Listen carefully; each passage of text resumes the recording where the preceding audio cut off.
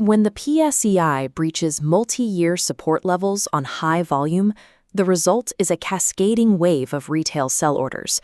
The downward pressure is immediate and systemic. This session initiates a forensic audit of the blackout ledger. We are isolating the specific mechanics the operator utilized to navigate the Q1 market drawdown. This terminal data confirms the scale of the initial impact. The index has settled at 5,999.13, leaving the portfolio with an unrealized loss of over 102,000 pesos. For most retail investors, a six-figure drawdown triggers a complete exit from the market. For an operator, these numbers represent a data-driven threshold for the next phase of the system.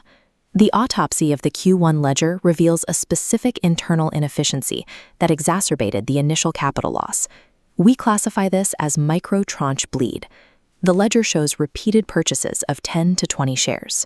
At this scale, the flat-rate broker fees represent a disproportionate percentage of the total trade value, creating a constant drag on capital before the stock even moves. This friction was compounded by the presence of underperforming assets.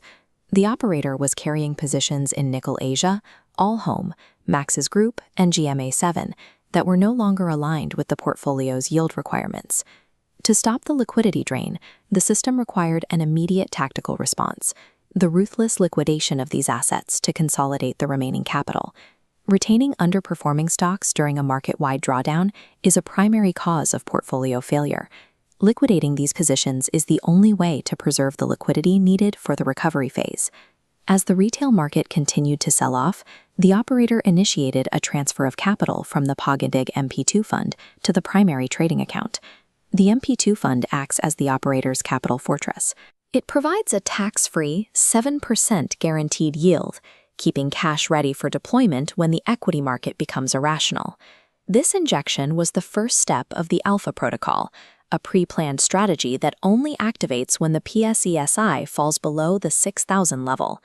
At these valuations, the operator treats the widespread market panic as a high-probability entry window for accumulating premium corporate equity.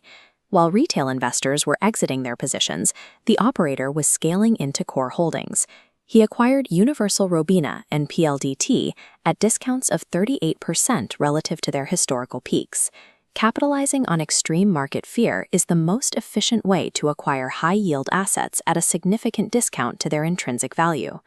During the accumulation phase, the operator executed a specific tactical maneuver to extract immediate liquidity from a separate market sector. He identified a temporary price spike in the mining sector and immediately liquidated his entire holding in Apex Mining. This single execution resulted in a realized profit of 12,000 pesos, captured while the broader market was still declining. Following the liquidation, the operator placed lower limit orders, waiting for the sector to cool before reestablishing the position at a cheaper entry price. Effective capital management requires viewing individual stocks as instruments for extracting liquidity rather than as permanent emotional holdings. By the end of the quarter, the combination of asset rotation and vault deployment stabilized the portfolio. The total value scaled to 1.26 million pesos. The system then transitioned into a dividend capture and rotate phase, focusing on extracting continuous yield from the stabilized assets. This notice from Petron shows a net dividend payment of 675 pesos. This represents a passive yield extraction from a cyclical position. These funds are not spent. They are immediately rotated back into primary utility anchors like PLDT and ICT to reinforce the portfolio's defensive structure. This cycle creates a self-sustaining machine that uses passive yield to strengthen the core anchors while liquidating weaker components. The difference in Q1 outcomes is clear. While the majority of retail participants were forced into liquidations by fear, the operator used mechanical rules to expand his capital base.